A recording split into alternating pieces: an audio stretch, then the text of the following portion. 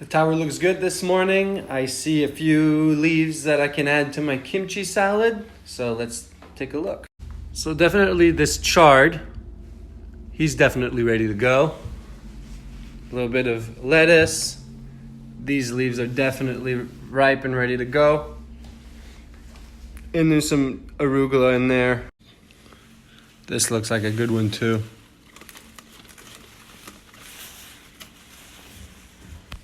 All right, so here's my selection of salads and some kimchi. Right there, it looks all chopped up, all nice, some nice color. And I got that delicious kimchi.